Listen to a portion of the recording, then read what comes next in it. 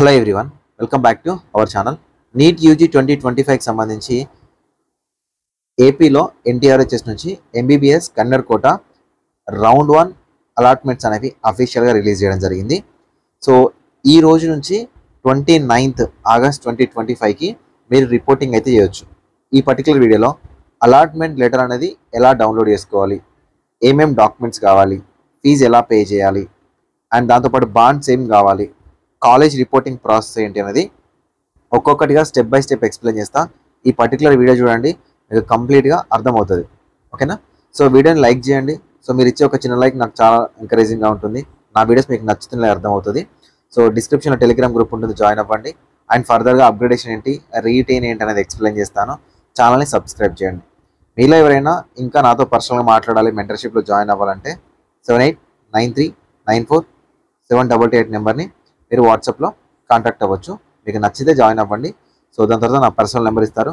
So మీరు నాతో WhatsApp గ్రూప్లో అప్డేట్ కోసం ఉండొచ్చు.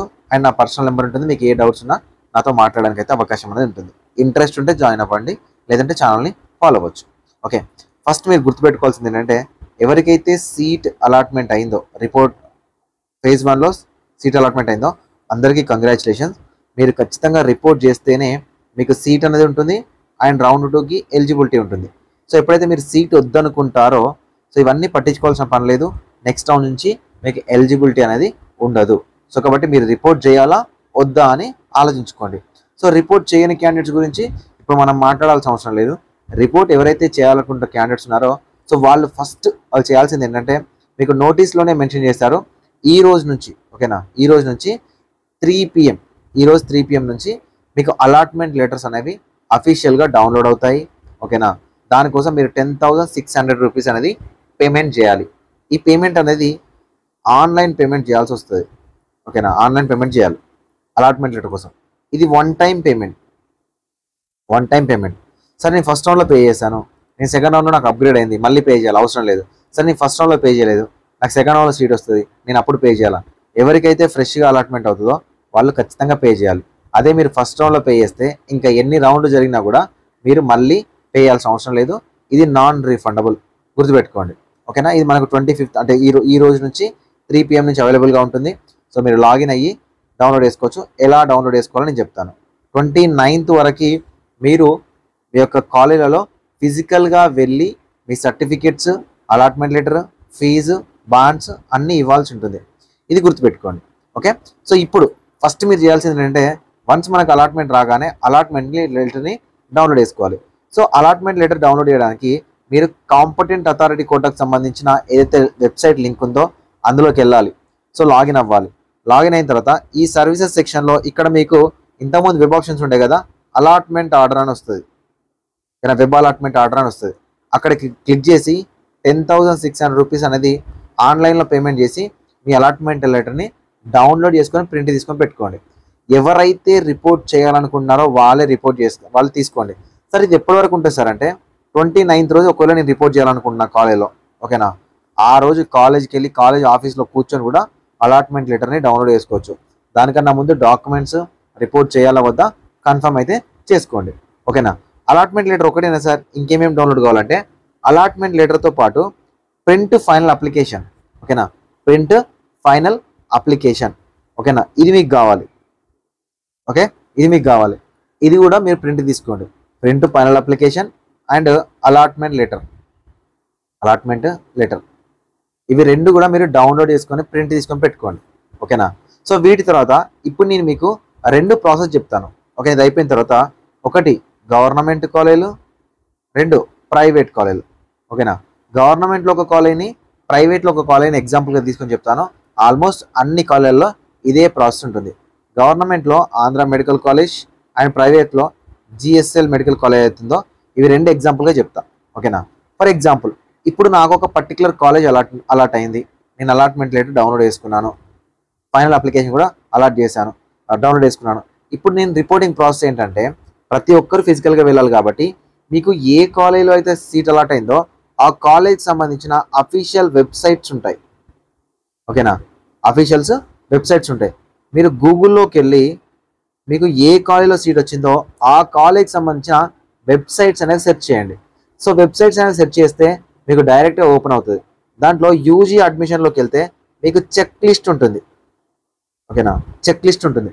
సో చెక్ లిస్ట్ అంటే ఏంటి సార్ అంటే ఆ పర్టికులర్ కాలేజ్ మిమ్మల్ని ఏ డాక్యుమెంట్ తెమ్మంటుంది, ఎలా ఫీ పేమెంట్ చేయమంటుంది, సో ఫీ అనేది ఎలా పే చేయాలి, ఏ అకౌంట్కి పే చేయాలి, ఒకవేళ డీడీ తీయాల్సి వస్తే ఎలా డీడీ తీయాలి, ఎవరి పేరు మీద డీడీ తీయాలి అనేది పర్టికులర్గా ప్రతి ఒక్కటి మీకు మెన్షన్ చేసి ఉంటుంది.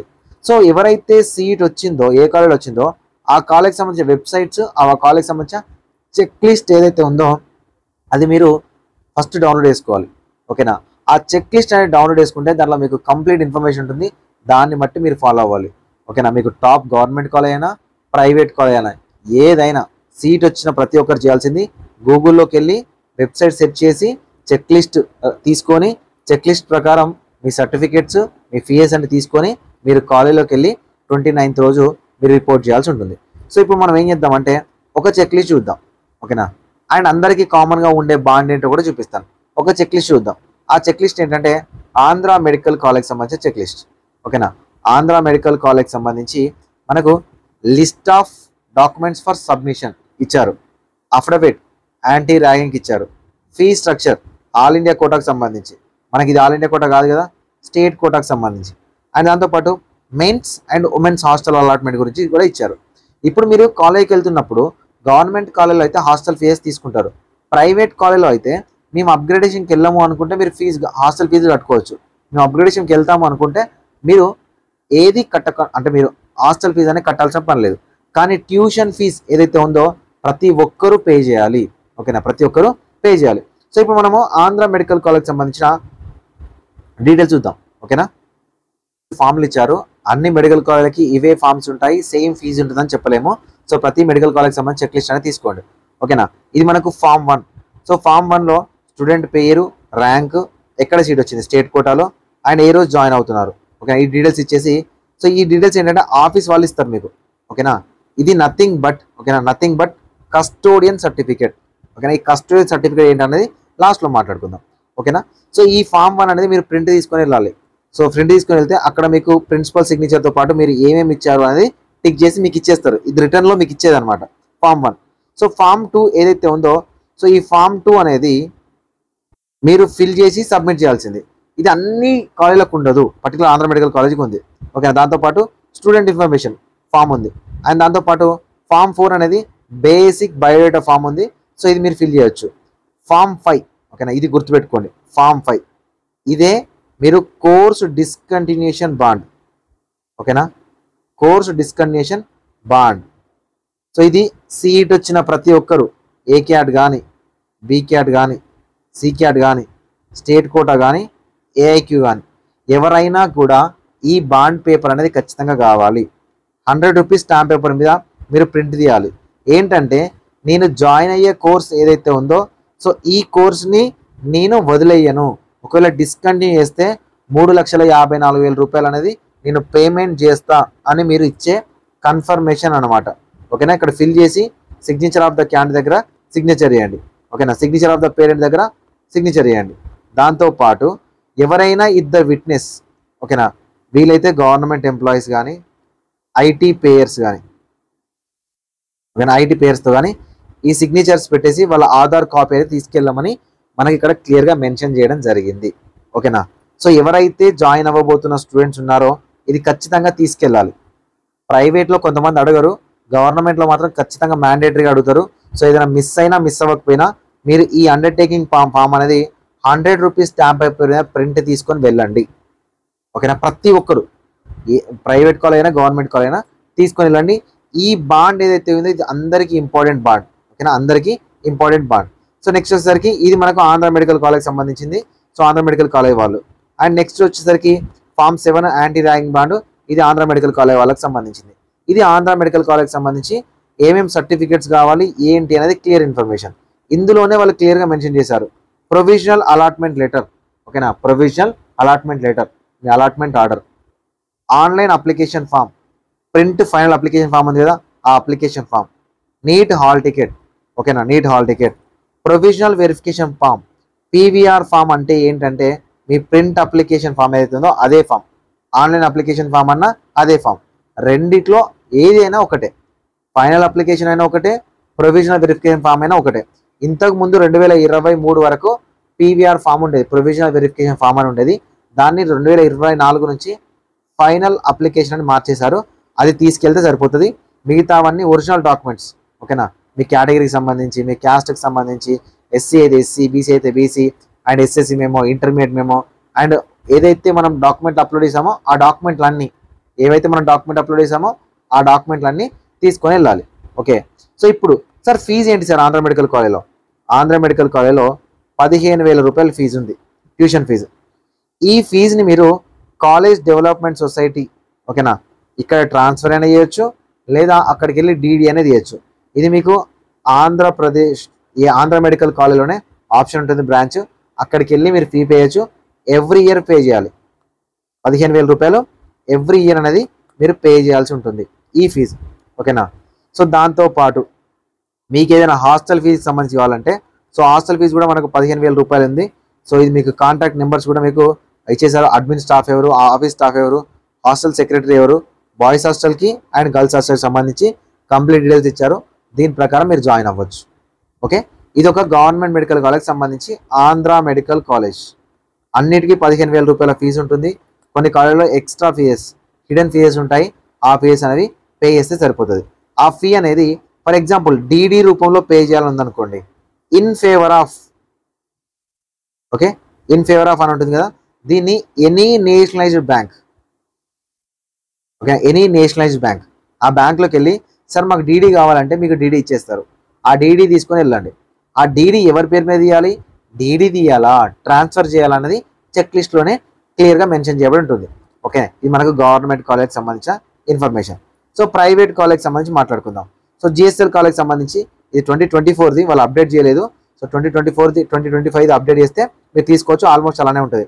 Allotment letter, receipt of the certificates అంటే ఫైనల్ అప్లికేషన్ ఫామ్.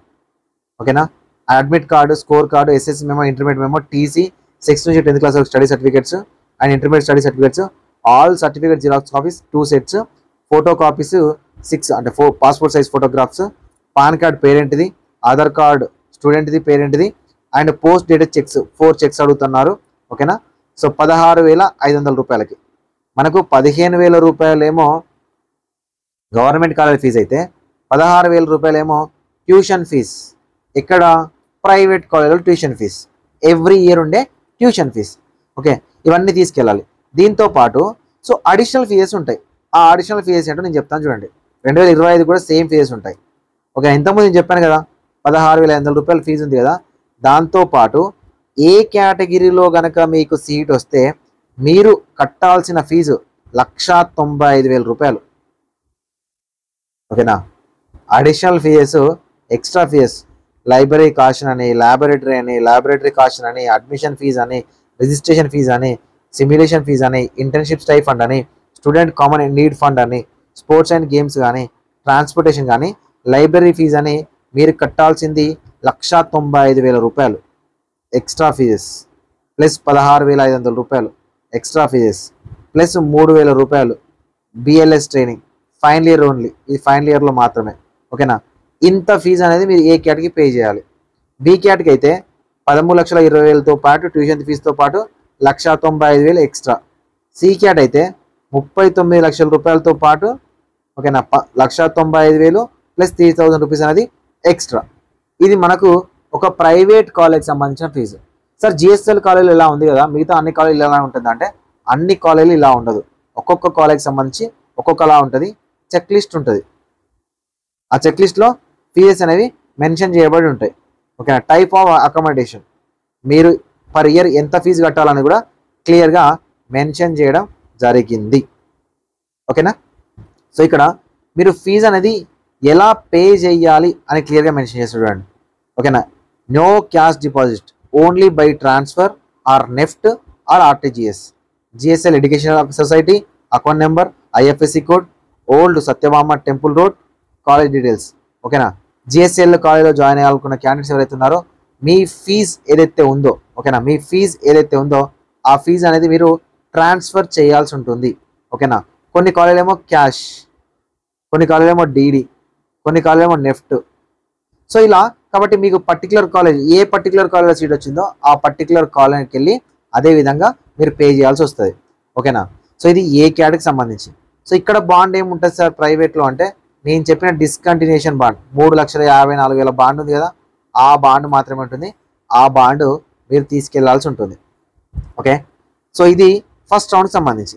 సార్ నాకు రౌండ్ 1లో జిఎస్ఎల్ వచ్చింది, నాకు రౌండ్ 2లో గుంటూరు వస్తుంది సార్. ఇప్పుడు నా పరిస్థితి ఏంటి? నేను డాక్యుమెంట్ అని జిఎస్ఎల్ ఇచ్చిన కదా అంటే, సో మీకు గుంటూరులో అలాట్ కాగానే జిఎస్ఎల్కి వెళ్ళి మీ ఫీజెస్ అండ్ మీ కస్టోడియన్, ఓకేనా, మీ కస్టోడియన్ తీసుకొని వచ్చి మీరు రౌండ్ 2 కాలేజ్ ఏదైతే ఉందో గుంటూరు మెడికల్ కాలేజ్లో మీరు రిపోర్ట్ చేయాల్సి ఉంటుంది. జిఎస్ఎల్లో మీరు ఇచ్చిన ఒరిజినల్ డాక్యుమెంట్స్ అనేవి జిఎస్ఎల్ నుంచి గుంటూరుకి వాళ్ళే మార్చేసుకుంటారు. మీకు ఇక్కడ కస్టోడియన్ ఇస్తారు. మీరు ఎప్పుడైతే జాయిన్ అవ్వడానికి వెళ్తారో అక్కడ అడగండి, సార్ మాకు రౌండ్ 2లో ఒకవేళ సీట్ వస్తే కస్టోడియన్ కోసం మీరు మేము రావాలా లేదా మీరు మెయిల్ చేస్తారా, లేదు మాకు సెకండ్ రౌండ్లో సీట్ వస్తే మీరు మా ఫీజు అనేది మాకు పంపిస్తారా, లేదు మేము మళ్ళీ కాలేజ్కి రావాలా వద్దా అనేది ఈ ఒక్క పాయింట్ అడ్మిన్ సెక్షన్లో అడగండి. ఓకేనా? అడిగిన తర్వాత ఇదే వీడియో కింద కామెంట్ సెక్షన్లో కామెంట్ చేయండి, సో దట్ చూసే వాళ్ళకి అర్థమవుతుంది. నాకు తెలుసు ఇన్ఫర్మేషన్, కానీ మీకు క్లారిటీగా తెలియడం కోసం. ఓకే, సో ఈ విధంగా మీరు 29th లోపు రిపోర్టింగ్ అనేది చేయాల్సి ఉంటుంది. ఓకేనా? సో ఇది రిపోర్టింగ్ ప్రాసెస్. ఇంకేమైనా డౌట్స్ ఉన్నాయనుకోండి, అడగడానికి ట్రై చేయండి. Thank you for watching this video.